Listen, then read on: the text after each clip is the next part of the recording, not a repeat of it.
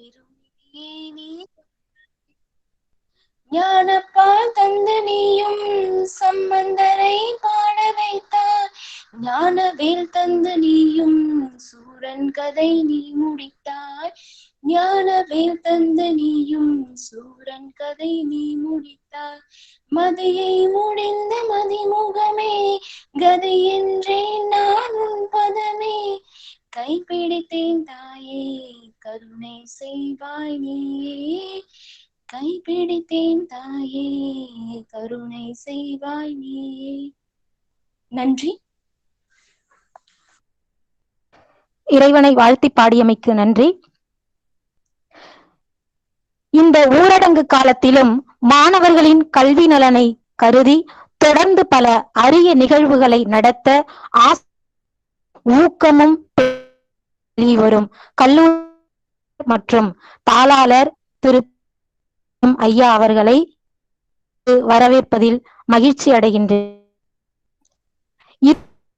இதற்கும் மேலாக முதல்வராக இருந்து தற்போது அதிகாரியாக செயல்பட்டு வரும் கல்லூரியின் சிஇஓ திருமதி ஜெகதா லட்சுமணன் அவர்களை இந்நிகழ்விற்கு வருக வருக என வரவேற்கின்றேன்.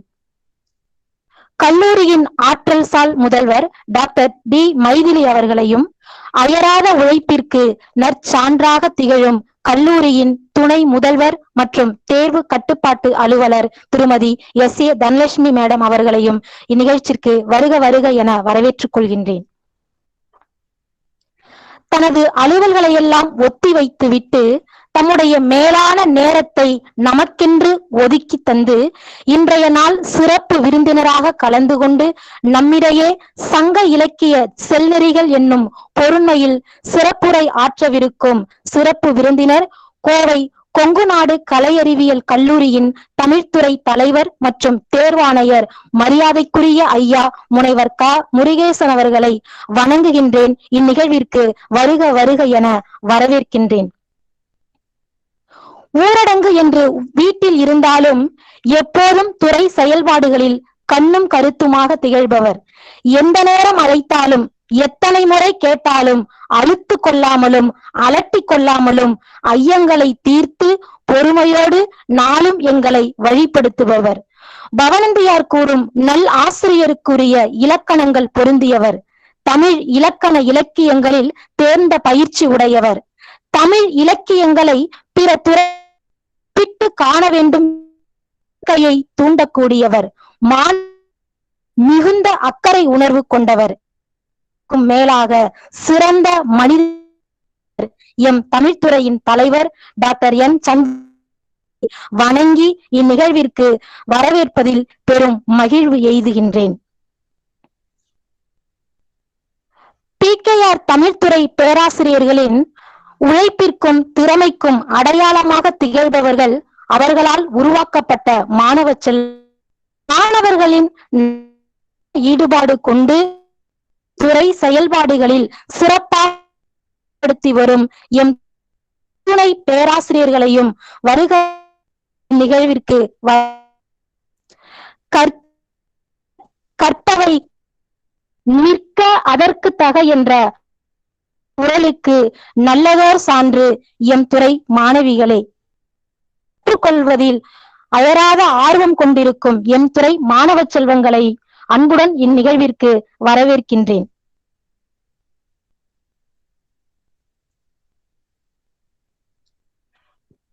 நிகழ்ச்சியின்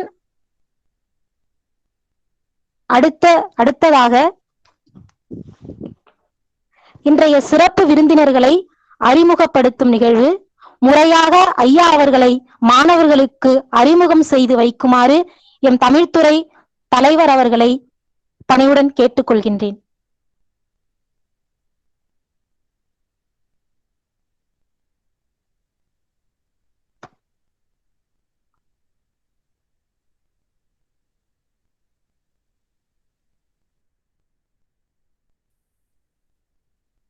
மேம்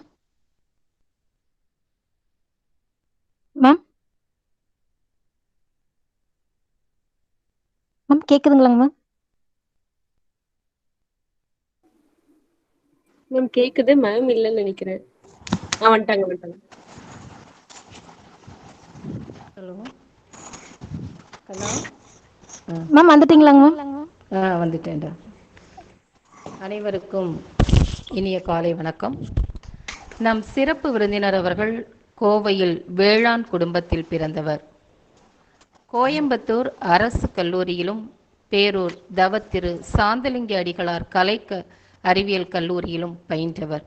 தற்போது கோவை கொங்கு நாடு கலை அறிவியல் கல்லூரியில் தேர்வாணையர் மற்றும் தமிழ்துறை தலைவராக பணியாற்றி வருகின்றார். தமிழ் செம்மொழி இலக்கியங்களாகிய சங்க இலக்கியத்திலும் சைவ திருமுறை இலக்கியங்களிலும் பெரு விருப்பம் கொண்டவர். 20ஆம் நூற்றாண்டின் புத்திலக்கிய வடிவங்களாக பரிணமித்துள்ள புதுக்கவிதை, சிறுகதை, புதினம் ஆகியவற்றில் தொடர்ந்து வாசிப்பும் தான் நேசித்து பயின்ற இலக்கியங்களின் சாரங்களை கட்டுரைகளாகவும் நூல்களாகவும் வெளியிடக்கூடிய ஆற்றலும் ஒருங்கை பெற்றவர். இவருடைய மேற்பார்வையின் கீழ் ஆய்வு செய்து 29 ஆய்வாளர்கள் முனைவர் பட்டங்களையும் 75 ஆய்வாளர்கள் ஆய்வியல் நிறைஞர் பட்டங்களையும் பெற்றுள்ளனர் என்பது சிறப்பிற்கு உரியது. இவருக்கு வாய்க்கப்பெற்ற ஆய்வு புலமையை கொண்டு நூலாசிரியராகவும் பதிப்பாசிரியராகவும் தமது பங்கை உறுதி செய்துள்ளார். நூலாசிரியர் தகுதியுடன் 16 நூல்களை படைத்துள்ளார். பதிப்பாசர் தகுதியுடன் 43 நூல்களை பதிப்பித்துள்ளார். கல்லூரி பாட நூல்களையும் தொகுப்பித்துள்ளார்.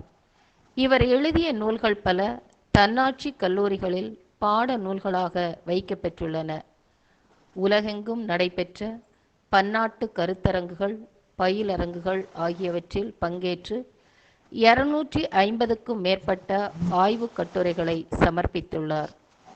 செம்மொழி தமிழாய்வு மத்திய நிறுவனம், பல்கலைக்கழக நிதி நல்கை குழு, இந்திய மொழிகளின் நடுவண் நிறுவனம் போன்ற நிறுவனங்களிடமிருந்து 25 லட்சத்திற்கு மேற்பட்ட நிதியை பெற்று பல்வேறு ஆய்வு திட்ட பணிகளை செம்மையாக மேற்கொண்டு வருகின்றார். 2014ஆம் ஆண்டு மலேசியாவில் நடைபெற்ற 9வது உலகத்தமிழ் ஆய்வு மாநாட்டிலும் 2016ஆம் ஆண்டு அந்தமானில் நடைபெற்ற கம்பன் பன்னாட்டு கருத்தரங்குகளிலும் பங்கேற்று ஆய்வு கட்டுரைகள் வழங்கியுள்ளார். தமிழகம் எங்கும் இயங்கி வருகின்ற பல்வேறு கம்பன் கழகங்களின் விழாக்களில் பங்கேற்று சொற்பொழிவு நிகழ்த்தி வருகின்றார். 2018ஆம் ஆண்டு இலங்கை கொழும்பு தமிழ்ச் சங்கத்துடன் இணைந்து இலங்கையில் தமிழ் இலக்கியங்களில் சமயமும் சமூகமும் என்னும் பொருண்மையில் ஒரு பன்னாட்டு கருத்தரங்கை நடத்தியுள்ளார். கோவை கம்பன் கழகம், கோவை இளங்கோவடிகள் இலக்கிய மன்றம் ஆகிய அமைப்புகளின் இணை செயலாளராகவும் தமிழகத்திலுள்ள பல பல்கலைக்கழகங்கள், தன்னாட்சி கல்லூரிகள் ஆகியவற்றில் பாடத்திட்டக்குழு உறுப்பினராகவும் பணியாற்றி வரும் இவர் சிறந்த பேச்சாளர், அனைவரிடமும் எளிமையாகவும் இனிமையாகவும் பழகக்கூடிய பண்பாளர், எடுத்த பணியை வெற்றிகரமாக நிறைவு செய்யக்கூடிய வல்லமை பெற்றவர். 2016ஆம் ஆண்டு சென்னையில் சர்வப்பள்ளி டாக்டர் ராதாகிருஷ்ணன் அவர்களின் இல்லத்தில் நடைபெற்ற ஆசிரியர் தின விழாவில் வழங்கப்பட்ட ஆசிரியர் செம்மல் விருதையும், மொரீசியஸ் நாட்டில் அந்நாட்டு குடியரசுத் தலைவரிடமிருந்து சேக்கிழார் விருதையும் பெற்ற சிறப்பிற்குரியவர். கரந்தை தமிழ்ச்சங்கம் வழங்கிய செந்தமிழ் வேந்தர் விருது, அம்பத்தூர் கம்பன் கழகம் வழங்கிய தமிழ்ச்சுடர் விருது, அருப்புக்கோட்டை கம்பன் கழகம் வழங்கிய கம்பன் சேவை செம்மல் விருது, திருவையாறு தமிழையா கல்விக் கழகம் வழங்கிய தமிழ் ஆய்வு சிகரம் விருது, செந்தமிழ் செல்வர் விருது, திருவாடுதுறை ஆதீனம் வழங்கிய சித்தாந்த ரத்தினம் விருது, கோவை சுழற்சங்கம் வழங்கிய அறிவியல் தமிழ்மணி விருது, கோவை சாம்ஸ் அறக்கட்டளையும் தமிழ் கலைஞர்கள் சங்கமும் இணைந்து வழங்கிய கம்பர் கவிமணி விருது ஆகிய விருதுகளை பெற்ற புகழிற்குரியவர். இத்தகைய செந்தமிழ் செல்வர், சீரோங்கும் சான்றோர் இவ்விழாவின் சிறப்பு விருந்தினர் முருகேசன் ஐயா அவர்களை குறித்து அறிமுக உரை வழங்கியதில் பெரும் மகிழ்ச்சி அடைகின்றேன். ஐயா அவர்களுக்கு எனது வணக்கத்தையும் தெரிவித்துக் கொள்கின்றேன். நன்றி. நன்றி ஐயா.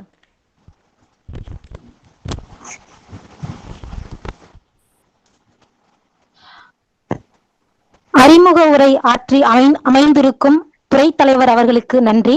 நிகழ்வில் அடுத்ததாக சிறப்பு விருந்தினரின் உரை கொண்ட பேராற்றுதற்கும் வணங்குதற்கும் உரிய கொங்குநாடு கலை அறிவியல் கல்லூரியின் தமிழ்துறை தலைவர் மற்றும் தேர்வாணையர் முனைவர் க. முருகேசன் ஐயா அவர்களை சங்க இலக்கிய செல்நெறிகள் என்னும் பொருண்மையில் உரை வழங்க வருமாறு வணங்கி பணிவோடு அழைக்கின்றேன்.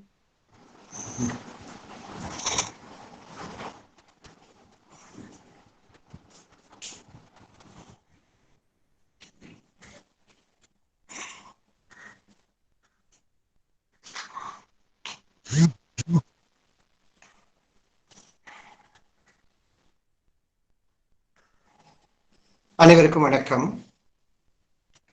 பல்லுயிரும் பலவுலகும் படைத்தளித்து துடைக்கினும் ஓர் எல்லையறு பரம்பொருள் முன்பிருந்தபடி இருப்பது போல் கன்னடமும் கலிதெலுங்கும் மலையாளமும் துளுவும் உன் உதிரத்தை எழுந்து ஒன்று பலவாயிடனும் ஆரியம் போல் உலகமொழி அழிந்தொழிந்து சிவையாவும் சீரிழமை திறம்பியந்து செயல் மறந்து வாழ்த்துவமே என தமிழன்னையின் திருவடிகளை வணங்கிக் கொள்ளுகிறேன். உலகலாம் உணர்ந்து ஓதற்கு அறியவன் நில உலாவிய நீர்மலிவேணியன் அழகில் சூரியன் அம்பலத்தாடுவான் மல சிலம்படி வாழ்த்து வணங்குவாம் என எல்லாம் வல்ல பரம்பொருளை வேண்டிக் கொண்டு, வேண்டுதல் என்பது ஒரு பக்கம் இருக்கிற போது நம்முடைய வேண்டுதலினுடைய வடிவங்கள் நம்முடைய உள்ளங்களில் எந்த அளவுக்கெல்லாம் பதிவாக்கப்படுகிறதோ, நம்முடைய உள்ளம் எந்த அளவுக்கு தூய்மையாக இருக்கிறதோ அந்த அளவுக்கு இறை ஆற்றல் நம்மை நோக்கி வந்து சேரும். ஏனென்று சொன்னால் உள்ளம் பெருங்கோயில் ஊன் உடம்பு ஆலயம் என்பதை நம்முடைய அருளாளர்கள் எல்லாம் சொல்லி சென்றிருக்கிறார்கள் என்கிற வகையில் பார்க்கிற போது ஒவ்வொரு தனி மனிதனுக்கும் உள்ள தூய்மைதான் அது உடல் தூய்மையாகிறது, மன தூய்மையாகிறது, செயல் தூய்மையாகிறது, அவனை நல்ல செல்லறிய செலுத்துகிறது என்கிற நோக்கத்தின் அடிப்படையில் எல்லாம் வல்ல இறைவன் தோன்றா துணையாக இருந்து எல்லா நலன்களையும் நமக்கு வழங்க வேண்டும் என்று கேட்டுக்கொண்டு, பிகிஆர் கலை அறிவியல் கல்லூரியினுடைய மகளிர் கல்லூரியினுடைய தாளாளர், நிர்வாக இயக்குநர்கள், அன்பிற்கிடையே மேனாள் முதல்வர் பெருந்தகை, இப்போது இருக்கக்கூடிய முதல்வர் அவர்கள், தேர்வாணையர், தமிழ்துறை தலைவர், தமிழ்துறை ஆசிரியர் பெருமக்கள், அன்பிற்கிடையே மாணவர்கள் அத்தனை பேருக்கும் என்னுடைய காலை நேரத்து வணக்கங்களை தெரிவித்துக் கொள்கிறேன். நீங்கள் இந்த கல்வி ஆண்டில் இந்த கல்லூரியில் இளங்கலை பட்டம் படிப்பதற்கு வந்திருக்கலாம், அல்லது ஏற்கனவே 2ஆம் ஆண்டு 3ஆம் ஆண்டு படித்துக் கொண்டிருக்கக்கூடிய மாணவர்கள் இணைந்திருக்கலாம். உங்கள் அத்தனை பேருக்கும் தமிழை படிப்பதற்காகவும் தமிழை நேசிப்பதற்காகவும் தமிழாக வாழ்வதற்காகவும் நீங்கள் விரும்பி வந்தமைக்காக வேண்டியே உங்களை நான் பெரிய மகிழ்ச்சியோடும், அதே சமயம் உங்களுக்கெல்லாம் இந்த சமூகத்தை நன்னடிப்படுத்த வேண்டிய கடப்பாடு இருக்கிறது என்பதையும் சொல்லி உங்களுக்கு என் அன்பான வணக்கத்தை நான் தெரிவித்துக் கொள்கிறேன். நீங்கள் 3 ஆண்டுகள் இளங்கலை படிக்கிறீர்கள் அல்லது 2 ஆண்டுகள் முதுகலை படிக்கிறீர்கள். படிக்கிற காலகட்டத்தில் படிக்கிற படிப்பை வைத்துக் கொண்டு எதிர்காலத்தில் நாம் என்னவாக மாற வேண்டும், எதற்காக படிக்கிறோம், நம்முடைய வாழ்வியல் எப்படி மாற வேண்டும் என்பதை தெரிந்து கொண்டு வாழுகிற வாழ்க்கை தான் மிகச்சிறந்த வாழ்க்கை. இப்படிப்பட்ட ஒரு வாழ்க்கையைத்தான் நம்முடைய சங்க இலக்கியங்கள் நமக்கு இந்த 2000 ஆண்டுகளுக்கு முன்னால் இருந்து இன்று வரை கற்பித்துக் கொண்டிருக்கிறது. அந்த பாதையில் நம்மை நடக்க வைக்கிறது. ஆதலால் தான் தலைப்பு இப்படி கொடுக்கப்பட்டிருக்கிறது, சங்க இலக்கிய செல் நெறிகள் என்று. ஒரு காலத்துல தோன்றுகிற இலக்கியம் அந்த ஒரு குறிப்பிட்ட காலம் வந்த உடனேயே அந்த இலக்கியத்திற்கு மதிப்பில்லாமல் போய்விடும் என்று சொன்னால் அந்த இலக்கியத்தை படிக்கக்கூடிய சமூகம் என்னவாகும்? அழிந்து போகும். எங்கு ஒரு மொழி அழிந்து போகிறதோ, எந்த நேரத்தில் ஒரு மொழி தன்னுடைய நிலையை இழக்கிறதோ அந்த நேரத்தில் அந்த மொழி பேசுகின்ற ஒரு சமூகம் இழந்து போய்விடும், அழிந்து போய்விடும். அதனால் மொழி என்பது மிகப்பெரிய விஷயம். அதனால் தமிழ் மொழி, தன்னேரில்லா தமிழ் மொழி, கல் தோன்றி மண் தோன்றா காலத்தே வாளோடு முன்தோன்றிய மூத்த குடி தமிழ் குடி, இத்தனை பெருமைகளும் நமக்கு இருக்கிறது என்பதை நீங்கள் தமிழ் படிக்க வந்திருக்கக்கூடிய மாணவர்கள் மேடைகள் நன்கு உணர்ந்து கொள்ளுங்கள்.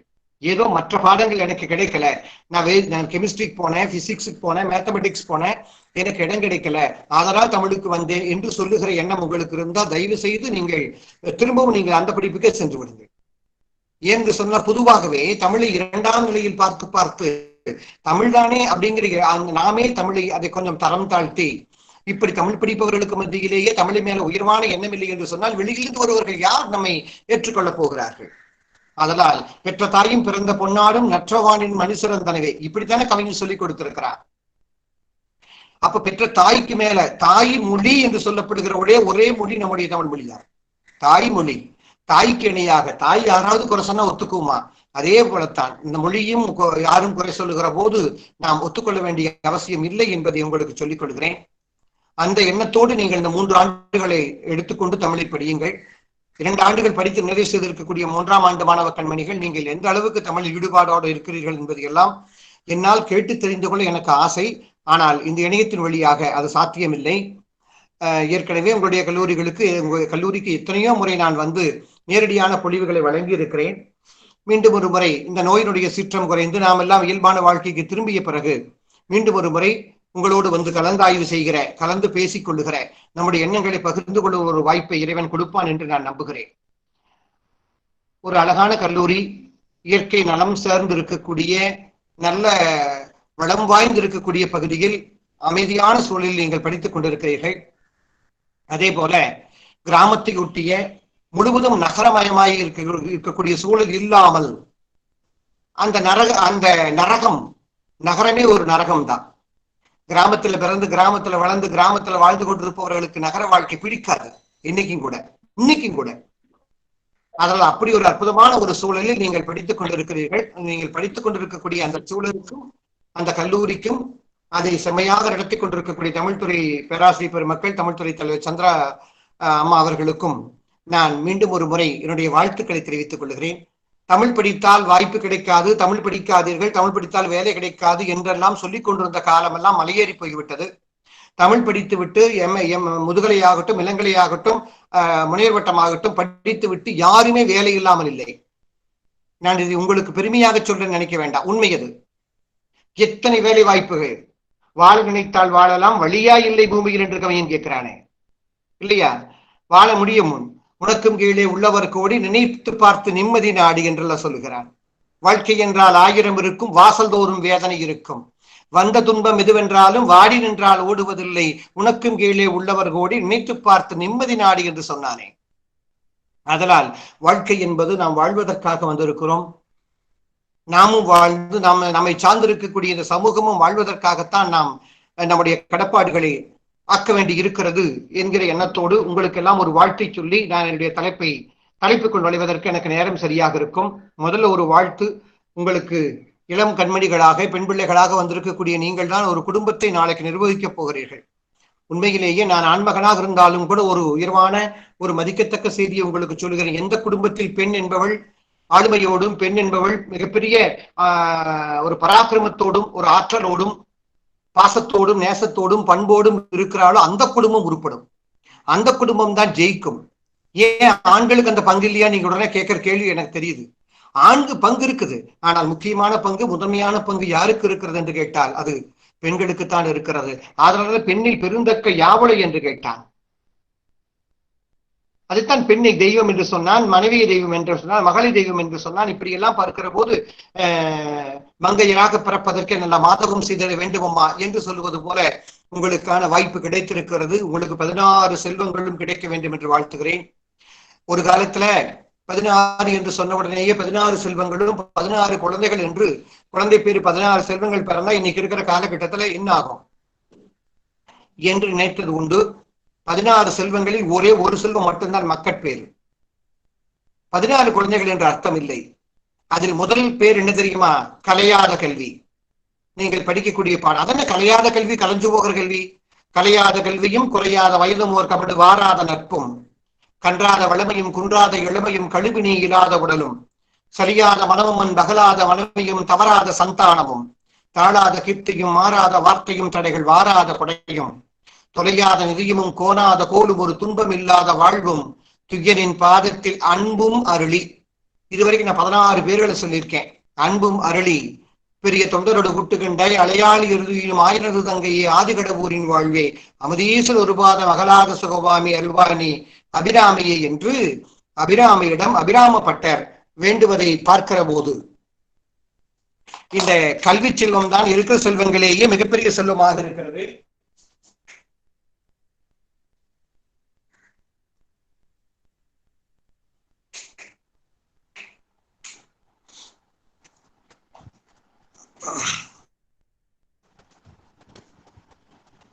அப்படித்தக்க கல்வி செல்வத்தை, கலையாத கல்வியைத்தான் நாம் பெற வேண்டும் என்ற நோக்கத்தோடு பார்க்கிற போது, இந்த கல்வியை நாம் பெறுவதற்கு நம்முடைய மொழியாக இருக்கக்கூடிய தமிழ் மொழி, அந்த மொழியினுடைய பழி இலக்கியமாக கருதப்படுகின்ற சங்க இலக்கியங்கள் இவை எப்படி வழிகாட்டுகின்றன என்பதை பற்றி உங்களிடையே சில செய்திகளை ஒரு குறிப்பிட்ட நேரம் வரை நான் பகிர்ந்து கொள்ள இருக்கிறேன்.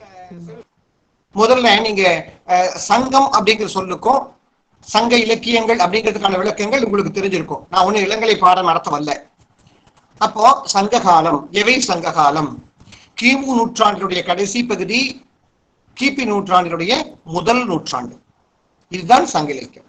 அப்போ கிமு காலகட்டம் 5000 ஆண்டுகள் இருந்ததாக நமக்கு எல்லாம் செய்திகள், நம்மளுக்கு தகவல்கள் இருக்கின்றன, கல்வெட்டு செய்திகள் எல்லாம் இருக்கிறது. அப்போ அந்த கிமு காலம் தொடங்கி கிபி காலத்தினுடைய முதல் நூற்றாண்டு வரை சங்க காலம். அந்த சங்க காலத்தை எழுந்திருக்கக்கூடிய இலக்கியங்கள் சங்க இலக்கியங்கள். சரி, இந்த சங்க இலக்கியத்தை நம்ம எப்படி பிரிச்சுக்கிறோம்? இருபெரும் கூறாக பிரித்துக் கொள்கிறோம். ஒன்று என்ன? அகம், இன்னொன்று புறம். வாழ்க்கைக்கு எப்படி கண்கள் 2 வேணுமோ, வலது கண்ணும் இடது கண்ணும் சரியாக இருந்தால்தான் பாதை சரியாக தெரியும். அதே போலத்தான் அகமாகிய காதல் வாழ்வும் புறமாகிய வீர வாழ்வும் 2மே சரியாக இருந்தால்தான் ஒரு மனிதன் சிறப்பாக வாழ முடியும் என்று வெறும் பாடு நடத்தல, வாழ்ந்து காட்டினாங்க. வெறும் பாடு நடத்தல. இப்ப என்னால் ஜெயிக்க முடியாத ஒரு காரியத்தை உங்களை பார்த்து இப்ப கண்ணுகளா நீங்களாம் ஜெயிச்சுலாம் சொல்ல முடியுமா? இல்லவே இல்லை. சங்க காலத்தில் வாழ்ந்த தமிழன் தான் வாழ்ந்து அனுபவித்து வெற்றி கண்ட விஷயத்தை தான் எழுதி வைத்து விட்டு சென்றார்.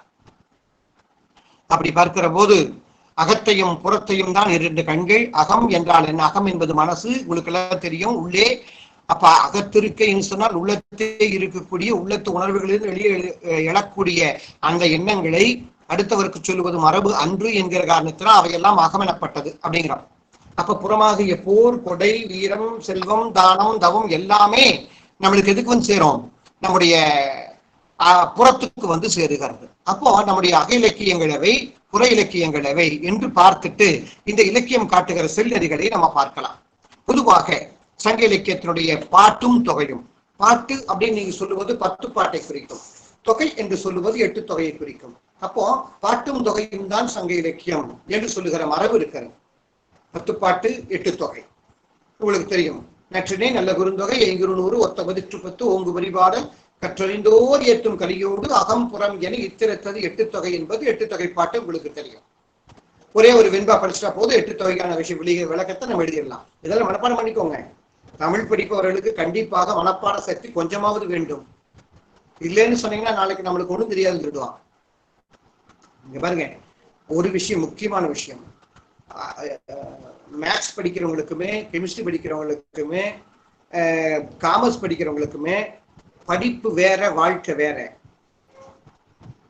மறுபடியும் சொல்றேன், வேறு பாடங்களை எடுத்து படிப்பவர்களுக்கு, தமிழ் மொழி இல்லாத வேறு மொழி எடுத்து வேறு பாடங்களை படிப்பவர்களுக்கு வாழ்க்கை வேறு, பாடம் வேறு. இப்போ கெமிஸ்ட்ரின்னு சொல்ற இன்ஆர்கானிக், ஆர்கானிக் கெமிஸ்ட்ரி கொண்டு வாழ்க்கையில அவன் பயன்படுத்த போறானா? படிச்சிருவான், பட்டமாகிடுவான், அதை வச்சு வேலை மட்டும்தான் பார்ப்பானே தவிர அதை கொண்டு வந்து குடும்பத்தில் பொருத்த முடியாது, அவருடைய ஒவ்வொரு நாள் வாழ்க்கைக்கு பொருத்த முடியாது. ஆனால் நம்முடைய தமிழ் அப்படி அல்ல. படிப்பதும் இலக்கியம், நடப்பதும் இலக்கியத்தின்படி. ஆதலால் தான் நமக்கான விஷயங்கள் ரொம்ப முக்கியமானவையாக இருக்கின்றன என்பதை நீங்கள் புரிந்து கொள்ள வேண்டும். தமிழுக்கு மட்டும்தான் நாம அப்பதான் அந்த உணர்வோடு நம்ம படிக்கணும். அந்த உணர்வோடு நம்ம படிக்கிற போதுதான் அந்த இலக்கியம் நமக்குள்ள வந்துடும். ஏதோ யாரோ எழுதி வச்சுட்டு போனாங்க, 2000 ஆண்டுகளுக்கு முன்னால் இருக்கு என்று சொல்லி கொண்டிருக்கிறாங்க அப்படின்னு நினைச்சிடாதீங்க. இல்லவே இல்லை, இல்லவே இல்லை. காடா கொன்றோ, நாடா கொன்றோ, அவலா மிசைய கொன்றோ, அவலா கொன்றோ, மிசையா கொன்றோ, எவ்வளி நல்லவர் ஆடவர் அவ்வளி வல்லை வாழி நிலனே என்று நம்முடைய மூதாட்டி பாடுகிறார்.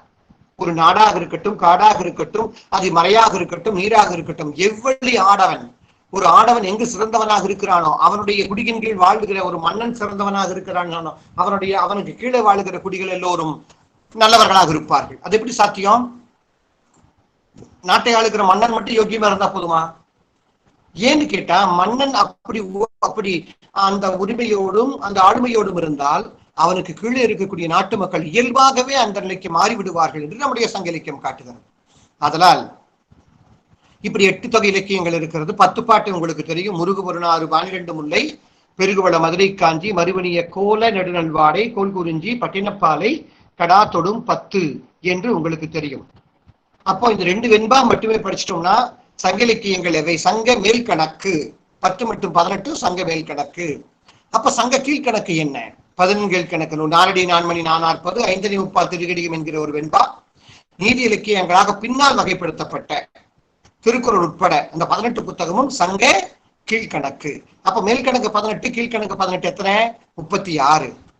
அதற்கு பின்னால நம்ம செம்மொழி அங்கீகாரம் கொடுக்கிற போது செம்மொழி இலக்கியங்களாக வகைப்படுத்தப்படுகிற போது காப்பியங்களை சிலப்பதிகாரம் சேர்த்தினார்கள். சிலப்பதிகாரம், மணிமேகலை, அதுக்கும் செவ்வி இலக்கிய எது கிடைத்தது. இலக்கணமாக நம்முடைய வாழ்க்கைக்கு அடிப்படையாக இருக்கக்கூடிய தொல்காப்பியம், தொல்காப்பியமும் செம்மொழி. செம்மொழி என்றால் செம்மொழிக்கான அங்கீகாரம் என்ன தெரியுமா? 2000 ஆண்டுகள் பேசப்பட்டிருக்கணும். செம்மொழி கிளாசிக்கல் லாங்குவேஜ் அப்படின்னு நீங்க இங்கிலீஷ் சொல்லக்கூடிய அதற்கு தகுதி என்னன்னு கேட்டா, ஒரு மொழி 2000 ஆண்டுகள் பேசப்பட்டிருக்கணும். பேசப்பட்டிருந்தா மட்டும் போதுமா? அது இன்னைக்கு பேசாட்டி பரவாயில்லையான்னு இல்லவே இல்லை. இன்றும் பேசப்பட வேண்டும். இன்னைக்கும் அந்த மொழி பேசப்பட்டு கொண்டிருக்க வேண்டும். அதே மாதிரி ஒரு மொழியிலிருந்து பிற மொழிகள் உருவாகிற அளவுக்கு அந்த மொழிக்கான தகுதி இருக்கிறதா? நம்முடைய தென்னிந்திய மொழிகளாக கருதப்படுகிற தெலுங்கு, கன்னடம், மலையாளம் ஆகிய 3 மொழிகளுக்கும் தாய்மொழியாக இருந்தது தமிழ்தான். த ரூட் அப்படின்னு இங்கிலீஷ் சொல்றீங்க பாருங்க, ROOT ரூட்ஸ், வேர். அந்த வேர் சொற்கள் அத்தனையும் தமிழ் மொழியிலிருந்து தான் வந்தது என்பது மொழியியல் அறிஞர்கள் தருகின்ற ஆழமான செய்தி. அதை நாம் மறுக்க முடியாது. ஆதலால் இந்த இலக்கியங்கள் எல்லாம், இந்த 41 இலக்கியங்கள், 3900 கூட சேர்த்துனாங்க. சிலப்பதிகாரம், மணிமேகலை, சீவக சிந்தாமணி, அதே மாதிரி தொல்காப்பியம் 3900. இப்படி இந்த இலக்கியங்கள் எல்லாம் சேர்ந்து மொத்தம் 41 இலக்கியங்கள் செம்மொழி இலக்கியங்களாக இன்று வகைப்படுத்தப்பட்டிருக்கிறது. இல்லை இறையினார் கலவையில் சேர்க்க வேண்டியது கூட 40. சிலப்பதிகாரம், மணிமேகலை, தொல்காப்பியம், சிலப்பதிகாரம், மணிமேகலை, 3900 இறையினார் கலவைகள். அது ஒரு 5 இருக்குதா? இங்க 36. எங்க 36? சங்க மேல் கணக்கு 36, சங்க கீழ்கணக்கு 36. ஒட்டு மொத்தம் 41 இலக்கியங்கள் செம்மொழி இலக்கியங்கள். இந்த செம்மொழி இலக்கியங்கள் என்ன பேசுகின்றன, என்ன செல்நெறிகளை சொல்லுகின்றன என்று பார்த்தால், இந்த மனம் எப்படிப்பட்டது தெரியுமா? உள்ளம் பெருங்கோயில் என்று சொல்லி தொடங்கினேனே, அதே போல மனம் அது செம்மையானால் மந்திரங்கள் ஜெபிக்க வேண்டாம்னா இல்லையா? அனிச்ச மலரை விட மென்மையானது மனம் என்று சொன்னான். அப்படிப்பட்ட மனத்துல நம்முடைய சங்ககால மரபின்படி பார்க்கிற போது அத்திணைகள், அகமும் புறத்துக்கான திணைகள் வகுக்கப்பட்டது. அன்பின் 5 என்று சொல்லப்பட்டது. அதனோடு சேர்ந்து 2 திணைகள் வகுக்கப்பட்டன. அந்த அன்பின் 5 என்னென்ன உங்களுக்கு தெரியுமே? குறிஞ்சி, முல்லை, மருதம், நெய்தல், பாலை. இந்த 5 திணைகளும் தோன்றுவதற்கு அன்பு காரணமாக இருக்கிற காரணத்தினால், அன்பு இல்லாமல் இந்த திணைகள் தோன்றாது என்கிற காரணத்தினால்தான் அவற்றை அன்பின் 5 என்று சொல்லுகிறார். அப்போ இந்த அன்பு எடுத்துக்கங்க. இன்னைக்கு அன்பு குறைஞ்சு போச்சு. சங்ககால மரபின்படி என்ன சொல்லுகிறான்னா, களவு வாழ்க்கை வந்த பிறகுதான் கற்பு வாழ்க்கை வர வேண்டும் என்று சொல்லுகிறான். என்ன களவு வாழ்க்கை? அக வாழ்க்கை. அந்த களவு வாழ்க்கைக்கு ஒரு தலைவன் தலைவியை சந்தித்து அவர்களுடைய உள்ளமானது இடம் மாறிய பிறகு, அவர்கள் ஏற்றுக்கொண்ட ஒருவரை ஒருவர் விரும்பிய பிறகுதான் அது களவு வாழ்க்கை. களவு வாழ்க்கையாக இருக்கிற வாழ்க்கை தான் கற்பு வாழ்க்கையாக, எது கற்பு வாழ்க்கை? குடும்ப வாழ்க்கை, இல்லற வாழ்க்கையாக மாற வேண்டும் என்பதுதான் நம்முடைய சங்க இலக்கிய செல்நெறி காட்டுகின்ற ஒரு விஷயம். இன்றைக்கும் அந்த காதலுக்கான அந்த பெருமை குறையவில்லை. ஆனால் நீங்கள் பார்க்கிற பார்வை குறைந்திருக்கிறது. அன்பிற்கனிய மாணவர்களே,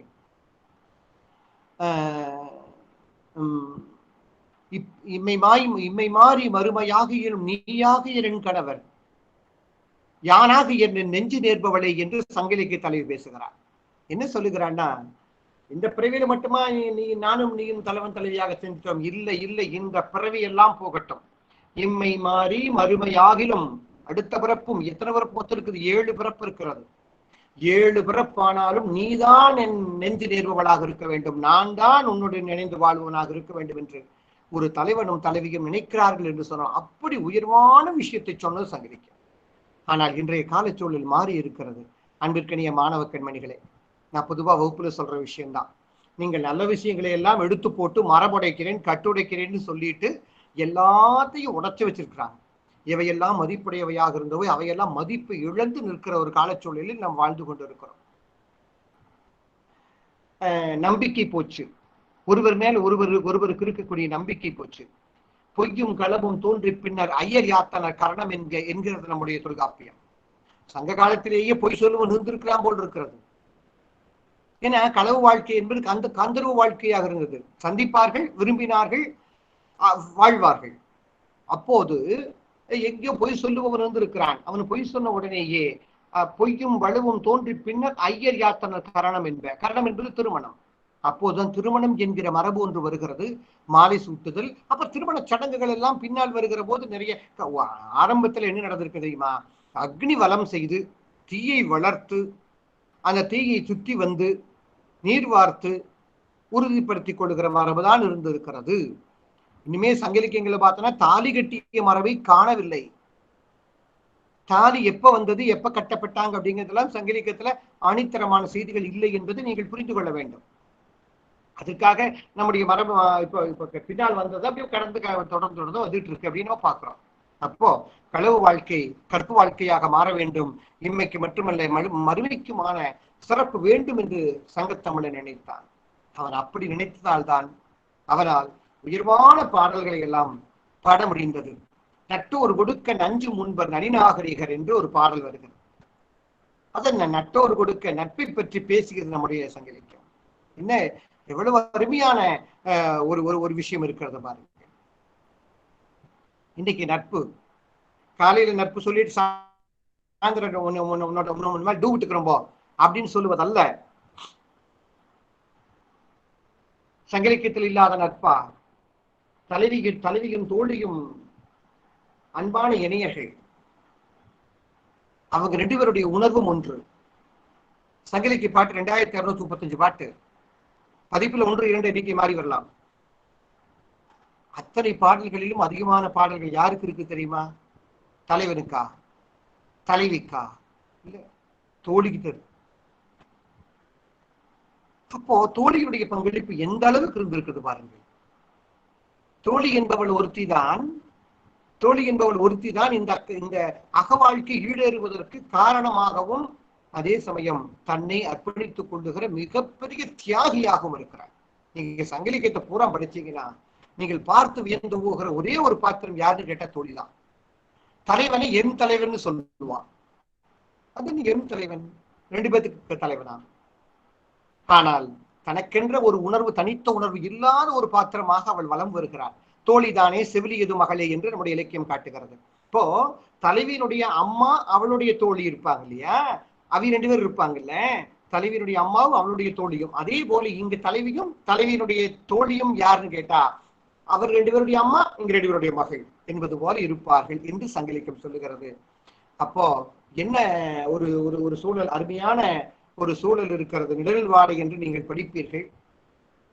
நீண்ட வாடைக்காற்று வீசுகிற வாடைக்காற்றினுடைய தன்மையை பொறுத்து அகமான்றல் உணர்வு மாறுபடும் என்கிற அருமையான செல்லறியை நம்முடைய நிழல் வாடை காட்டுகிறது.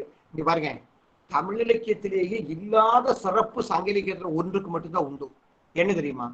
99 வகையான மலர்களை எடுத்து கொண்டு வந்து ஒரே இடத்துல குமித்து வைத்து அழகு பார்க்கக்கூடிய ஒரு இலக்கியம் சங்க இலக்கியம் மட்டுமே.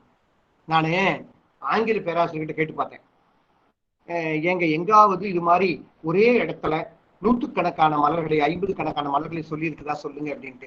அவர்களும் தேடி பார்த்து சொன்னாங்க, ஐயா அப்படி இல்லை, இடமே இல்லை, எங்கேயுமே எங்க இலக்கியத்துல காணோம் அப்படின்னு. ஆனால் நம்முடைய குறிஞ்சிப்பாட்டு அப்படி ஒரு இடத்தை அழகாக காட்டுகிறது. குறிஞ்சிப்பாட்டு தான் அக வாழ்க்கையினுடைய அழகான படம் பிடிப்பாக, அழகான திரை வடிவமாக நீங்கள் பார்க்கக்கூடிய இன்றைய திரைப்படம் போல அந்த காட்சி விரிகிறது. 261 அடி நீங்க படிச்சிருப்பீங்க அல்லது படிக்க போறீங்கன்னு நினைக்கிறேன். 3ஆம் ஆண்டு வருகிற போது கண்டிப்பா குறிஞ்சிப்பாட்டை நீங்க படிக்காம உங்களை விட மாட்டாங்க. குறிஞ்சிக்கோர் கபிலர் என்று கபிலால் பாடப்பட்டிருக்கக்கூடிய ஆரியர்த்தன் பிரகதத்தனுக்கு தமிழ் அறிவித்தல் பொருட்டு பாடியது என்கிற குறிப்பதில் இருக்கும். ஆரிய மன்னன் பிரகதத்தன் என்று ஒருவன் இருந்தானாமா. அவனுக்கு ஆரிய மொழி, வடமொழியாக சமஸ்கிருதமோ ஏதோ ஒன்று அவன் பேசிட்டு இருந்திருக்கிறான். அவனுக்கு தமிழ் மொழியினுடைய பெருமையை சொல்ல வேணும். அந்த பெருமையை சொல்லுவதற்காக இப்பேற்பட்ட இலக்கியத்தை பாடினார் என்று சொல்லப்படுகிறது. அப்போ எவ்வளவு ஒரு பாராட்டத்தக்க நிலை என்று பாருங்க. அப்போ அதுல வர்ற ஒரு செய்தி சொன்ன நான் அகத்துக்கு சரியா இருக்குங்கிறதுக்காக சொல்ல வருகிறேன். 2 பேரும் இப்படி தலைவியும் தோழியும் திணைப்புறம் காப்பதற்காக போறாங்க. அப்போ திணை வழியக்கூடிய திணைக்காட்டை பார்க்கறதுக்காக போவாங்க. அங்க போகிற போது அவர்களுக்கு சேர்ந்து போய் அங்க திணைக்காட்டை எல்லாம் பார்த்துக்கிட்டு இருப்பாங்க. அப்புறம் அந்த இடத்துல போய் சென்று பக்கத்துல அருவி கொட்டிட்டு இருக்கோம், திணைப்புறம் இருக்கு, அந்த அருவியில் நீராடுவாங்க. பக்கத்துல இருக்கிற மலர்களை எல்லாம் பறிச்சு கொண்டு வருவாங்க, கொண்டு வந்து பாறை மேல போடுவாங்க, போட்டு அழகுபடுத்தி எல்லாம் அந்த 99 வகையான மலர்கள், குறிஞ்சி முதல் இல்ல வெள்ளெருக்கம் முதல் எருக்கு ஈராக மன்னிக்கணும் ஒன் செங்காந்தல் முதல், ஒன் செங்காந்தல் என்று அந்த பாட்டு தொடங்கும். ஒன் செங்காந்தல் முதல் எருக்கு வரை மொத்தம் 99 வகையான மலர்களை பறித்து கொண்டு வந்து போட்டு பாறை மேல போட்டு அவையெல்லாம் அழகுபடுத்தி விளையாடி கொண்டிருப்பாங்க. அப்படி விளையாடி கொண்டிருக்கிற போது திடீரென்று எங்கிருந்தோ ஒரு யானை ஒன்று வரும். யானை வந்து இவர்களை துரத்த வரும். அங்கு வந்து தலைவன் காப்பாற்றுவான். அப்ப தலைவன் காப்பாற்றியவர் அப்பதான் முதலாக 2 பேருமே தலைவனும் தலைவியும் சந்தித்துக் கொள்கிறார் என்கிற ஒரு காட்சி கபிலர் காட்டுகிறார். உடனே காட்டிய பிறகு அந்த உள்ளமானது இடம் மாறுகிறது. அந்த உள்ளப்புணர்ச்சி ஏற்பட்ட உடனேயே தலைவன் அங்கே இருக்கிறான். மறுபடியும் உடனே அவனோடு வந்திருக்கக்கூடிய நாயானது வேட்டை நாயானது விரட்டுகிறது. அவன் குறிஞ்சி நிலத்துக்குரியவன். அப்போது அந்த இடத்தில் ஏற்படுகிற அந்த உள்ளப்புணர்வு மறுபடியும் மழை வருகிறது. மழை நீராடுறாங்க. மாலை நேரம் வருகிறது. அங்கிருந்து புறப்படுகிறாங்க. தோழி தலைவியை கூட்டிட்டு வர்றான். வந்த பிறகு இவளுக்கு அவனுடைய அந்த அகமாகிய எண்ணம் அவனிடமே இருந்தது. ஆதலால் தான் அவளுடைய உடம்பானது மெலிந்து போகிறது, கைவழி நெகிழ்ந்து போகிறது என்கிற செய்தியை தோழி செவிலிக்கு சொல்லுகிறார். தோழிக்கு செவிலி யாரு? தன்னுடைய அம்மா. செவிலியிடம் சொல்லுகிறாள், இங்க பாருமா, அப்படிதான் தொடங்கும் அந்த இலக்கியமே. நீ வந்து எங்களை திணைப்புணங்காக்க போக வச்சியா, இந்த சிக்கல் வருவதற்கு நீதான் காரணம். என்ன சிக்கல் வந்திருக்கு? தலைவிக்கு உடம்பு சரியில்லை. என்ன உடம்பு சரியில்லை? உடம்பு ஊற மெலிஞ்சு போச்சு, கண்கள் எல்லாம் உள்ள போயிடுது, கை காலெல்லாம் பசலை கண்டுடுது, கை போட்டிருக்கிற வலையெல்லாம் கழிந்து விழுகுது. இப்படி ஒரு நோய் வந்து படுத்து கிடக்கிறான். இதுக்கு காரணம் என்ன அப்படிங்கிறது செவிலித்தாயும் நற்றாயும் தேடி பார்க்கிறான். பார்த்த பிறகு வேலன் விரியாட்டு என்று இந்த முருகன் சாமி இறங்கி சொல்லுகிற வேலன் விரியாட்டு பற்றிய செய்தி நம்முடைய இலக்கியங்கள் பரவலா இருக்கு. அந்த வேலனை அழைத்து விரியாட வைக்கிறான். விரியாட வைக்கிற போது அந்த வெறியாட வருகிற வேலன் சொல்லுகிறான், இது வந்து ஒரு தெய்வத்துடைய குற்றம், இது வந்து ஒரு நீங்க செய்ய வேண்டிய பூஜைகள் ஒரு குறைபாடு. நெல்லும் மலரும் தூவி தொழுது கைதொழுது வணங்கின என்பதற்கான குறிப்பு இருக்கு. மாலை நேரம் வருகிற போது இன்னைக்கு நாம வணங்குகிற வழிபாட்டு நிலைகள் அன்றைக்கிருந்தே இருக்கிறது. நெல்லும் மலரும் முனை விழுங்காத நெல்லும் மலரும் தூவி விளக்கேற்றி நெய் விளக்கேற்றி மாலை நேரத்தில் தொழுதார்கள் அப்படிங்கிற செய்தி நம்மளுக்கு இருக்கு. அப்போ அவள் சொல்லுகிறாள், இப்படி போயிட்டு வந்ததுனால, தலைவனை சந்தித்ததுனால அவனுடைய உள்ளம் இடமாறி போச்சு, இப்ப அவனை சேர முடியல, அவனை பார்க்க முடியல, நீ வேற வீட்டுக்குள்ள அடைச்சு வச்சுட்டே என்பது போல அந்த அகத்தை அப்படி பேசுகிறாள் என்கிற செய்தியை நாம பார்க்கிறோம். இதை குறிஞ்சிப்பாட்டு காட்டுகிறது. இதன் மூலமாக இந்த அகவாழ்க்கைக்கு மிகப்பெரிய பாலமாக இருந்து, 2 பேத்துக்கு இடையே ஒரு பாலமாக இருந்து அவர்களுடைய உண்மையான அந்த காதல் வாழ்வு நிறைவேற வேண்டும் என்பதற்காக நிற்கிறான். இப்போ நீங்க இதுல குறிஞ்சிப்பாட்டுல மட்டும் இல்லை, ஒட்டுமொத்த சங்கீதத்துக்குள்ள பாத்தீங்கன்னா இந்த இவர்களுடைய தூய்மையான அந்த வாழ்வை அந்த காதலை ஏற்றுக்கொள்ளாத பெற்றோர்கள் இருக்கிறார்கள். அப்போ அந்த பெற்றோர்கள் ஏற்றுக்கொள்ள முடியாத போது என்ன செய்தாங்கன்னா, தோழி சொல்லி பார்த்தான். தோழி வந்து செவிலி கிட்ட சொல்லி, செவிலி நற்றாய்க்கு சொல்லி, நற்றாய் தான் தந்தைக்கு சொல்லுவான். இதுதான் மரபு. அப்போ அப்படியே சொல்லி பக்குவப்படுத்தி சொல்லி போய் கடைசியில் தந்தைக்கு போய் சேரு. தந்தைக்கு சேர்ந்த பிறகு தந்தை எப்படி சொல்லுவார்னா, என்னுடைய செல்வாளம் இப்படி எல்லாம் இருக்கு, என்னுடைய மகளை மனம் செய்து கொள்வதற்கு அவனுக்கு தகுதி இருக்கான்னு தெரியாது, அப்படி தகுதி உடையவனாக இருந்தால் நான் செஞ்சு அது வரைக்கும் நான் ஏற்றுக்க மாட்டேன்னு சொல்லுவான். இது இருக்கு. மறுபடியும் உடனே இச்சரித்தல் என்று தலைவியை இவங்க அடைச்சு வச்சிருவாங்க. இதெல்லாம் உங்களுக்கு சங்கிலிக்க திணைத்துறை இதெல்லாம் தொல்காப்பியத்தின் அடிப்படையில சங்கிலிக்க பாடல்கள் இருக்கு. அதெல்லாம் சொன்னோம்னா செல்லறிகளை சொல்ல முடியாது. அப்போ அதன் அடிப்படையில பார்க்கிற போது என்ன ஆகுன்னு கேட்டீங்கன்னா, ஒரு வாழ்வியல் திடீர்னு ஒரு பகல் நேரத்துல பாக்குறேன்னு சொல்லியிருப்பான், இரவு நேரத்துல பாக்குறேன்னு சொல்லியிருப்பான். ஆனா பார்க்க முடியாது.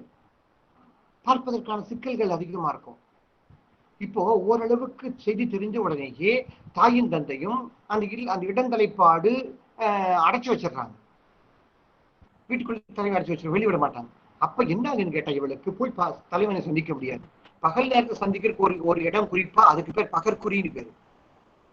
சரி, பகல்ல போனா எல்லாரும் பாக்குறாங்களே, பார்த்து ஊர் அலர்த்தும், அது பேர் அலர்னு பேரு. இன்னைக்கு நம்ம சொல்றோமே, எழுது சொல்லி கொடுக்குறான் அப்படின்னு சொல்றோம் இல்லைங்களா? அதுக்கு பேர் அன்றைக்கு அலர்னு பேரு. அப்ப அப்படி ஒரு அலர் ஏற்பட்டக்கூடாதுங்கிறதுக்காக இவர்கள் அச்சுப்படுவாங்க. யாரு? தலைவன் தலைவியும். சரி, இரவு நேரம் வரலாம் என்று சொல்லி இரவு நேரத்துக்காக காத்து இரவு கூறி குறிப்பாங்க. ஆனால் இரவு கூறியிலும் வர முடியாது. ஒரு பாட்டு, முட்டுவேன்கள் தாக்குவேன்கள் ஓஹோ இந்த ஊரை நான் தாக்குவேன்னு சொல்லி ஒரு தலைவி புறப்படுகிறார். அந்த இதுல குறுந்தொகையில் வருகிற ஒரு பாட்டு. குறியிட குறிச்சு வச்சாச்சு, புறப்படணும். புறப்பட்டு போய் தலைவனை பாக்குறதுக்கு உட்கார்ந்து இருக்கிற, ஆனா போக முடியல. என்ன 2-3 தடைப்பாடு. ஒண்ணு, நிலவு அன்னைக்கு பார்த்து பிரகாசமா இருக்கு. நிலவு ரொம்ப பிரகாசமா இருக்கு. எப்படி புறப்பட்டு போறது? போனா தெரிஞ்சு போயிருமே.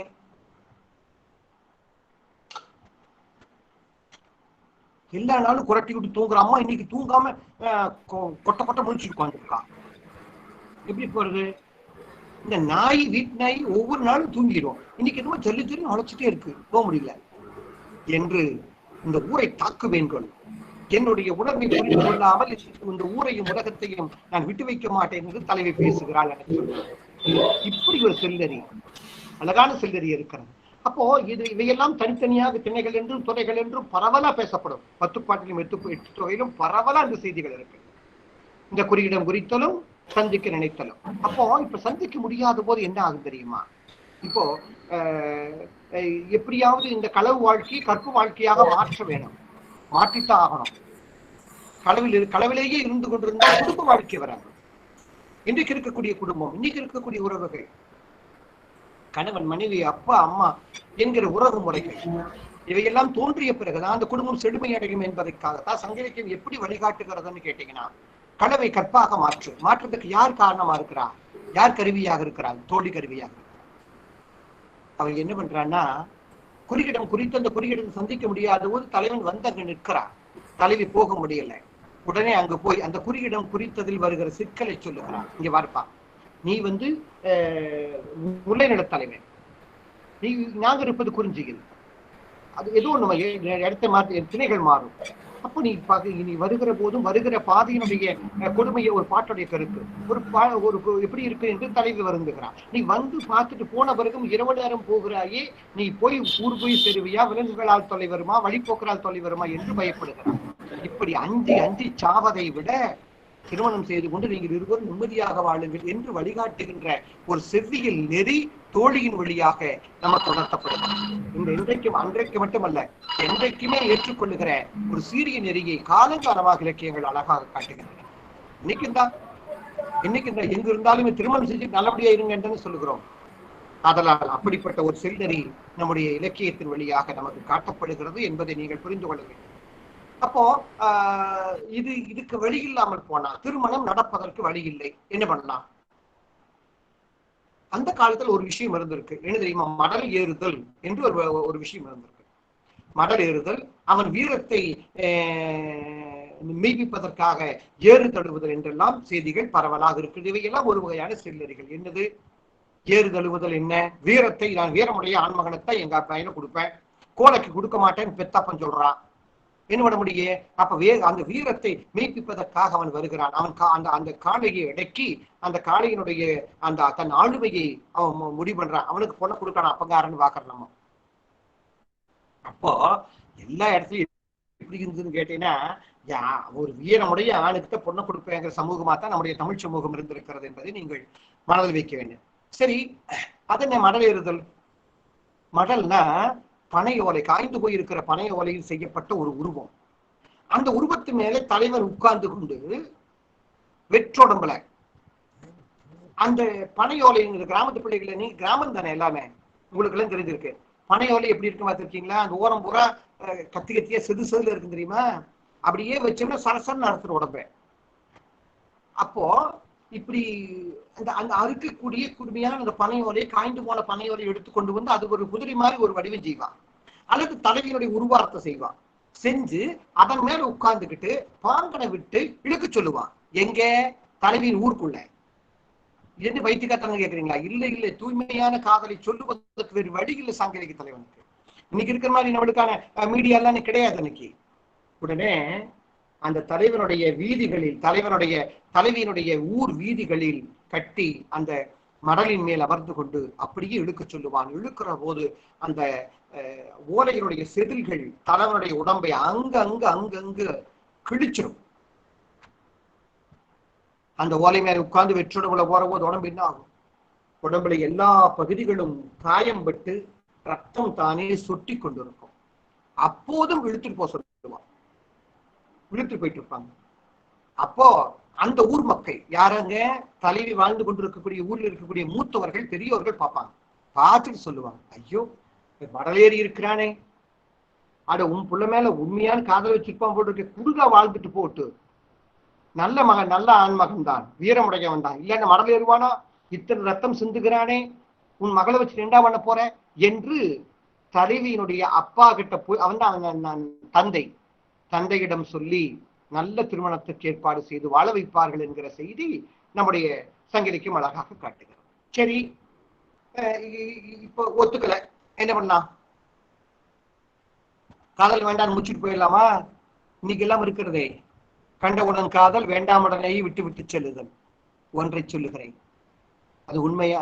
நீங்கள் எல்லாம் அந்த காதல் மீதும் அந்த காதல் வாழ்க்கை மீதும் ஏதாவது குறைவான எண்ணங்கள் வைத்திருந்தால் நீங்கள் தமிழ் பிடிப்பதற்கு அருகதையற்றவர்கள்.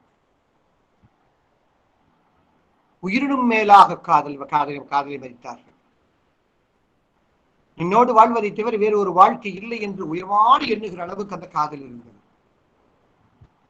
என்பதை நீங்கள் என்று சொல்லர் என்றெல்லாம் இலக்கியம் பேசுகிற அந்த உயர்வான எண்ணத்தோடு தான் அவர்கள் வாழ்ந்தார்கள் என்பதை நீங்கள் முதல்ல மதிக்கணும். அப்படி அந்த வாழ்க்கை ஈடேற முடியாம போனா என்ன பண்றது? திருமணம் செய்திக்க முடியல, அப்பா ரெண்டு வீட்லயும் ஒத்துக்கல, என்ன பண்ணலாம்? தலைவனும் தலைவியும் கூடி பேசுவாங்க, முடிவெடுப்பாங்க, தோழி மூலமா முடிவெடுப்பாங்க, உடன்போக்கு போயிடலாம். அதன் உடன்போக்கு, தலைவன் உடன் தலைவி போதல், அதான் உடன்போக்கு. அது தனி ஒரு துறையே இருக்கிறது.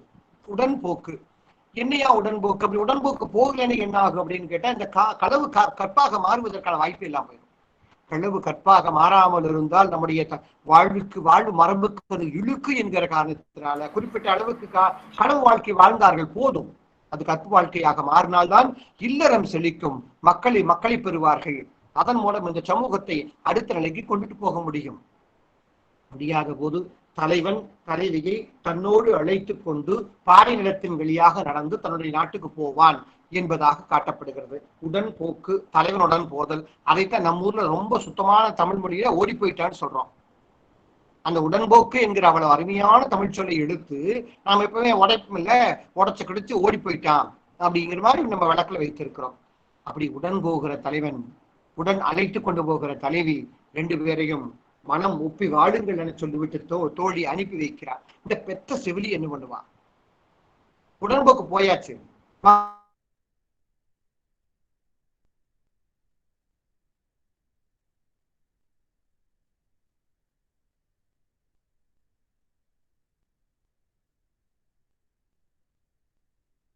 காந்தல் விரல் என்கிற பாட்டு நீங்க எடுத்து பார்த்துக்கோங்க. அந்த பாட்டை அவன் நினைக்கிறா, என்னுடைய மகள் எப்படிப்பட்டவள், நான் இவள் எப்படி வளர்த்தனேன், மார் மேலையும் தோல் மேலையும் போட்டு வளர்த்தனே என்று அந்த செவிலித்தாய் நினைக்கிறாள். அப்ப சொல்றா, எப்படி அவளுடைய இளமை காலம் எப்படி இருந்ததுன்னு சொல்ல வருகிற போது சொல்லுகிறான்.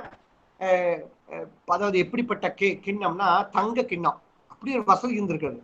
தங்க கிண்ணத்துல பால் சோறு, அதுல நெய் தேனு எல்லாம் கலந்த சோறு எடுத்துக்கிட்டு சாப்பிடுன்னு சொன்னா சாப்பிடாமல் வீட்டுல நீங்க தொட்டிக்கட்டி வீடு பார்த்திருப்பீங்க, திரைப்படங்களையாவது பார்த்திருப்பீங்க. உங்க ஊர் பக்கத்துல கோவில் பக்கமா இருக்குமே தொட்டிக்கட்டி வீடு.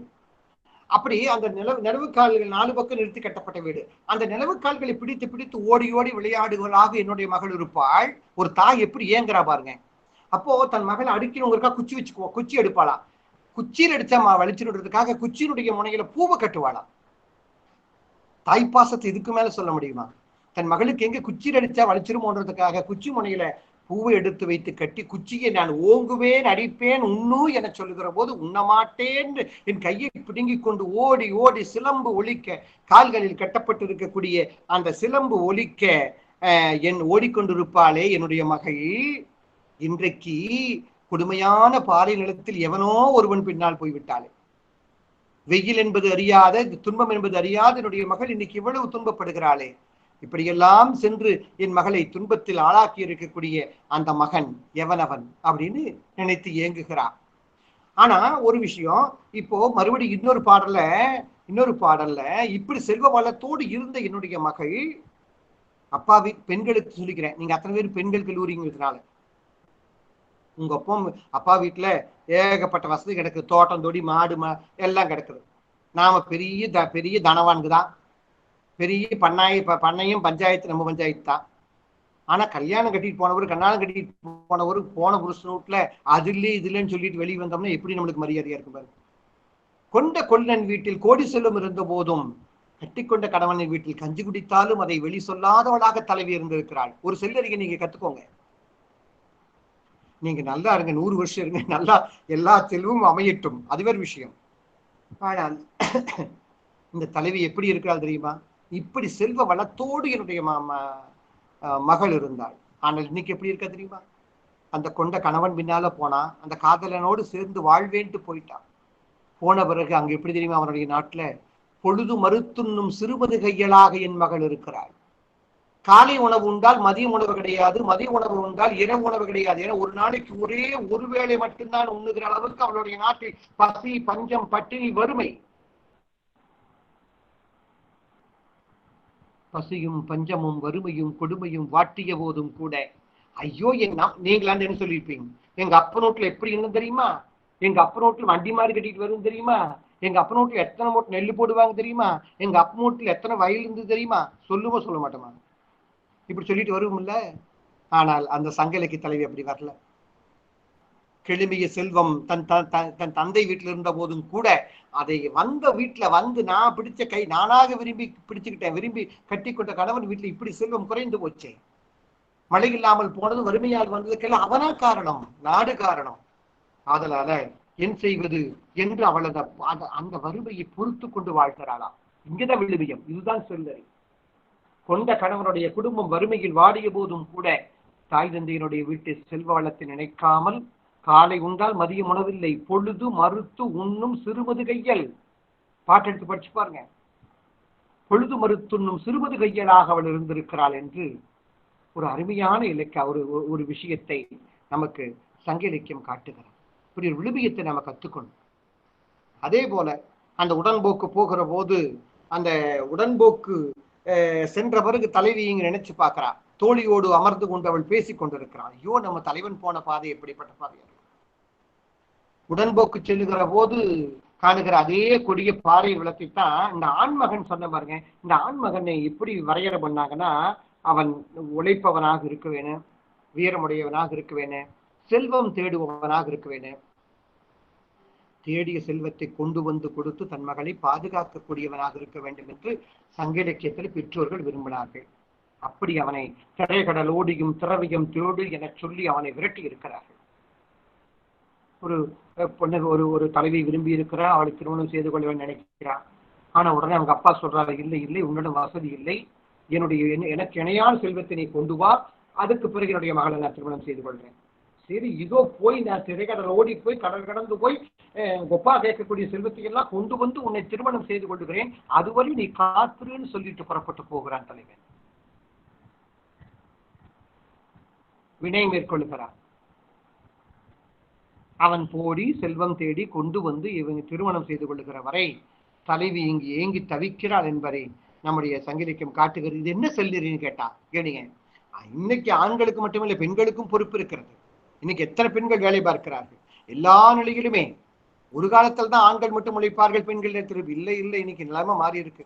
ஆண்களை விட பெண்கள் அதிகமாக உழைக்கிறார்கள், ஆண்களை விட பெண்கள் அதிகமாக சம்பாதிக்கிறார்கள், ஆண்களை விட பெண்கள் அதிகமான பொறுப்புகளை ஏற்றுக்கொண்டிருக்கிறார்கள் என்று நாம் இன்னைக்கு பார்க்கிறோம். ஆனால் சங்ககால மரபின்படி எப்படி இல்லை என்கிற செய்தியை நீங்கள் புரிந்து கொள்ள வேண்டும். இப்போ உடன்போக்கு போன பிறகு இந்த செவிலி நினைச்சு பார்க்கிறான், என்னுடைய மகளுக்கு எத்தனை சீர் பண்ணுவேன், என்னுடைய மகள் எப்படி இருந்தா தெரியுமா, அவளுக்கு வீட்டுல பின்னால கொல்லப்புறத்துல தண்ணு குளிர்ச்சியா இருக்கக்கூடிய, தண்ணுக்கு 3 சுழி போட்டா குளிர்ச்சின்னு அர்த்தம், குளிர்ச்சி விரும்பிய கிணற்று நீர்ல எடுத்து அருந்தி கொண்டிருந்தவள். இன்னைக்கு போன கணவன், திருமணம் செய்து கொண்ட கணவன் வீட்டுல நாட்டுல மழை பெய்யாம பட்டினி, தண்ணி குடிக்கிறதுக்கு தண்ணியே இல்லை, நல்ல தண்ணி கிடையாது. இந்த கீழே கிணத்துக்கு உள்ள கீழே இறங்கி போனா மான்கள் இறங்கி இறங்கி உண்ட பிறகு சேராகி அந்த மரத்தினுடைய தலைகள் எல்லாம் விழுந்து கிடக்கக்கூடிய மான் உண்டு எஞ்சி இருக்கக்கூடிய கழிவு நீர் இருக்கும். மானுந்தெஞ்சிய கழிவு நீரே சங்கிலிக்கப்பட்டது. அந்த நீரை குடித்து வாழ்கிறார். இத்தனை மன உறுதி வேணும். இப்படி ஆயிட்டாலே இனி ஒரு தலைவர் நினைக்கிறா. உங்களுக்கு சொல்லுகிற ஒரு அருமையான பாட்டு. பொதுவாக பெண்களுக்கு மட்டும்தான் 2 விதமான வாழ்க்கை. ஆண்களுக்கு இப்படி இல்லை. அவன் யாருக்கு மகனா பிறந்திருக்கானோ அப்படியே இருப்பான், நாளைக்கு திருமணம் செய்து கொள்வான், அப்பனா வீட்டிலே இருப்பான். பெண்களுக்குத்தான் பிறந்த வீடு ஒன்று புகுது வீடு ஒன்றும் என்ன சொல்லப்பட்டு வருகிறது. காலங்காலமாக அப்படித்தான் இருந்திருக்கிறது. இப்போ ஒரு சிவிலித்தாய் நினைக்கிற உடன்போக்கு தலைவனோடு புறப்பட்டு போயிட்டா. மகள் போன பாதையில் அப்படியே தேடி ஓடுகிறான். தேடி தேடி தேடி தேடி போறான். பாலை நிலத்தில் நடந்து போயிட்டு இருக்க போற போது எதுக்க ஒரு முக்கோல் கையில் ஏந்தி இருக்கக்கூடிய அந்தணன் ஒருவன் வருகிறான். அந்த அந்தணனை பார்த்து செவிலித்தாய் பேசுகிறார். இந்த வழியாக ஒரு வீரமான ஆண்மகன் அவனோடு சேர்ந்து ஒரு மெல்லிய பெண்மகள் போனாளா என்று கேட்கிறார். அதுக்கு அவங்க பதில் சொல்லுகிறான், ஆம் போனார்கள். ஏன் நீ தேடி போற என்று அவன் கேட்ட போது இவள் சொல்லுகிறார், என்னுடைய மகள் அவள், நான் பெற்ற மகள். என்னை விட்டுட்டு இத்தனை நாள் வளர்த்தெடுத்த என்னை விட்டுட்டு இன்னைக்கு யாரோ புதுசா வந்திருக்கிற ஒருவனோடு போகிறாள். அவளை போய் அவங்கிட்ட இருந்து பிரிச்சு நான் கொண்டு வர்றதுக்கு தான் நான் போறேன் நான் செவிலித்தாய். அப்போது அந்த அந்தணன் நிற்க வைத்து அவளுக்கு அறம் சொல்லுகிறான். என்ன அறம் சொல்லுகிறான் தெரியுமா? உன்னுடைய மகளா அவளா? எப்போது இருந்து? காலம் முழுவதும் பெற்ற மகள் உனக்கு சொந்தம் அல்ல.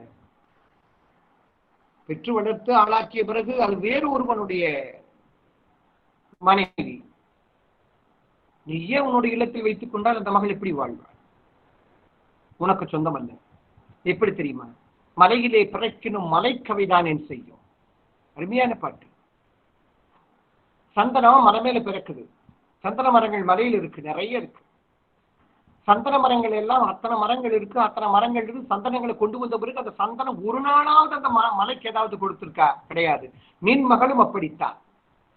உன் வீட்டுல வளர்ந்தா, நீ வளர்த்தனே ஆளாக்குனே, ஆனால் உனக்குரியவள் அல்ல. யாருக்குரியவளோ அவனோடு போயிருக்கிறா. விட்டு நீ என்றது. கடல் இருக்கு, கடல்ல முத்து விளையுது. முத்து விளையிற கடல்ல இருக்கக்கூடிய அந்த அந்த முத்து யாருக்கு சொந்தம்? எங்காவது ஒரு நாள், என்றைக்காவது ஒரு நாள் சிப்பிக்கு சொந்தமாயிருக்கா? இல்ல கடலுக்கு தான் சொந்தமாயிருக்கா? கடலிலே பிறக்கணும், கடலுக்கு அவைதான் என்ன செய்யும்? தெரியல. அப்ப உன்ற மகள் மட்டும் உன் கூடவே இருக்கும், நீ எப்படி நினைக்கலாம்? இசை 7 சுரங்கள் இருக்கக்கூடிய யாழ் இருந்து எல்லாம் வெளிவருது. 7 சுரம் இசை கேட்டு நாம் மயங்கி போகிறோம். ஆனால் அந்த யாழில் இருந்து வந்த இசை ஒரு நாளாவது யாழுக்கு சொந்தமா அமர்ந்து கூட நம்ம எல்லாம் கேட்டு ஆகாதான் கை தட்டுகிற மாதிரி ஒரு நாளாவது யாழ் கேட்டு கை தட்டியிருக்க இல்லவே இல்லை. யாழிலே பிறக்கினும் யாழ்கமைதான் என்று செய்யும் நின்மகளும் அத்தகையவளே. நீ தேடி போக வேண்டிய அவசியம் இல்லை, பேசாம திரும்பி போயிட்ட.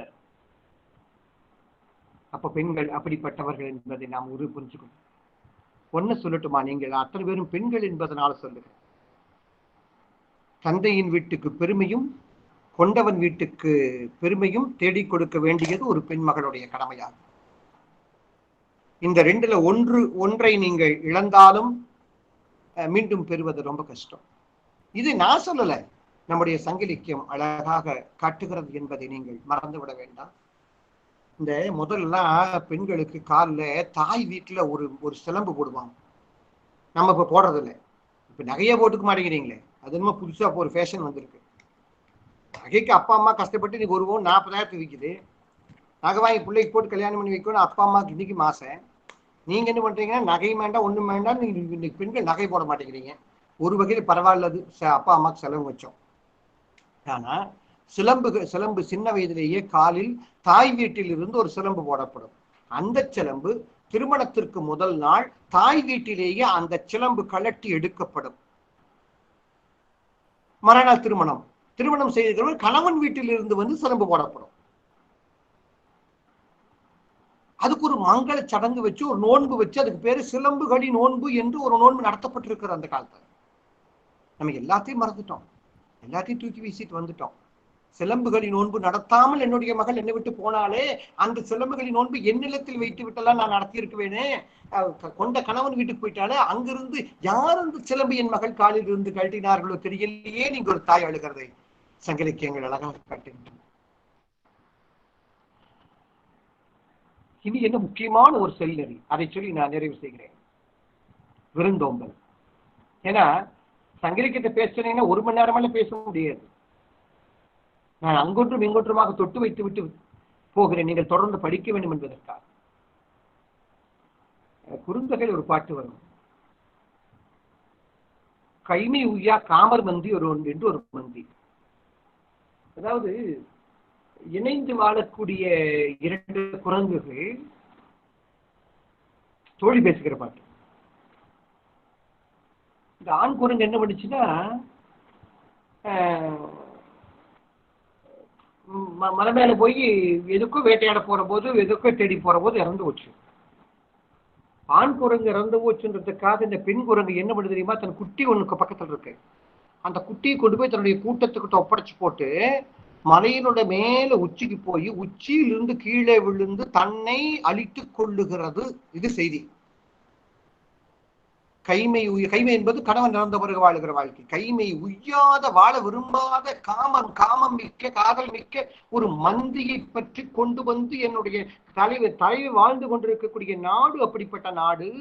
இங்கு கைமை உய்யா காமர் மந்தியே இருக்கிற போது, தலைவனே நீ சென்று போருக்கு போற, பொருளுக்கு போற, நீ இல்லாத அங்க ஏதாவது ஆயிடுச்சு அப்படின்னா இவள் வாழ மாட்டாள்.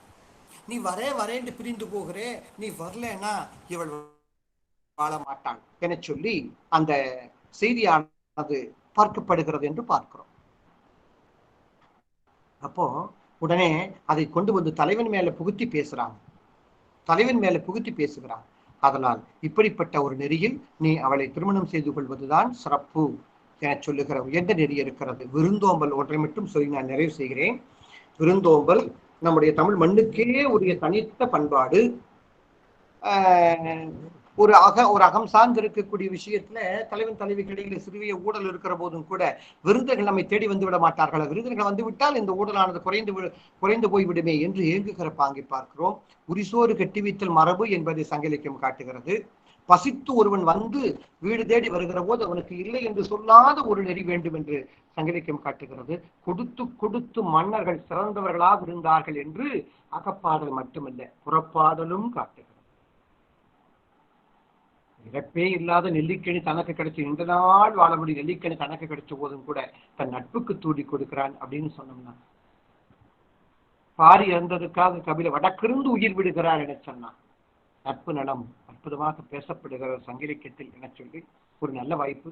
சங்கலிக்கத்தினுடைய பக்கங்களை நீங்கள் புரட்டுவதற்கு ஒரு வழி ஒரு வழி காட்டியிருக்கிறேன், அவ்வளவுதான் என சொல்லி சங்கலிக்க சில்லறிகள் எல்லாம் ஏதோ படித்து விட்டு தூக்கி போடுபவை அல்ல.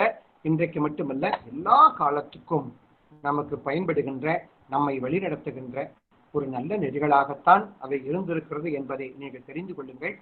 அதே சமயம் சங்க இலக்கியத்தை நன்றாக படிங்க. நீங்க தமிழ் படிச்சுட்டு வர்றவங்க சங்க இலக்கியத்தை மட்டும் மிகச் சிறப்பாக படித்து விட்டார் வேற எல்லா இலக்கியமும் உங்களுக்கு எளிமையாயிடும். அது மட்டும் இல்லை, நீங்க எதை படிப்பதாக இருந்தாலும் அதனுடைய அடித்தளம் சங்க இலக்கியமாக இருக்க வேண்டும். சங்க இலக்கியம் காட்டுகின்ற செல்லறிகள் மிகச் சிறப்புடையவை என்று சொல்லி உங்களுடைய வாழ்த்துக்களையும் பாராட்டுக்களையும் தெரிவித்துக் கொள்கிறேன். நல்ல தமிழை நல்லா படிச்சு நல்லா வந்து நீங்க நாளைக்கு சமூகத்துக்கு பணி செய்ய வேண்டும் என்கிற வாழ்த்தையும் சொல்லி நிறைவு செய்கிறேன்.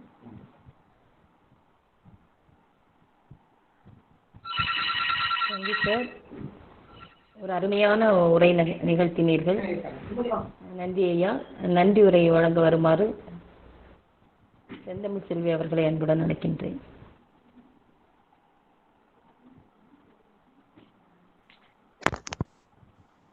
மேடம் நன்றி உரைங்க சார். வரங்க சார். செந்தமிழ் செல்வி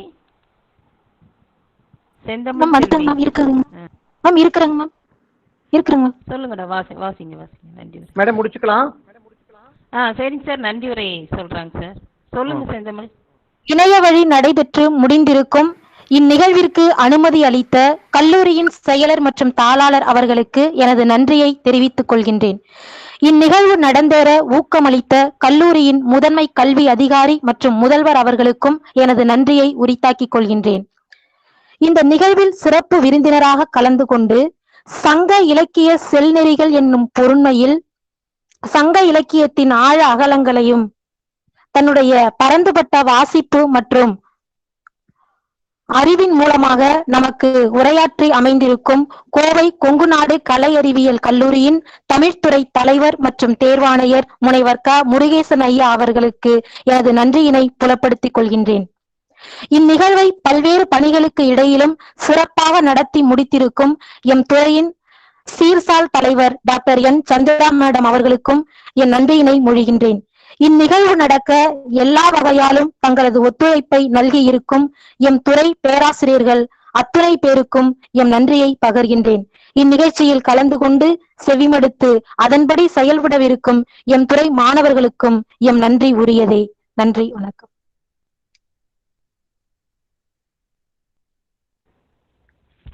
Thank you, sir. Sir.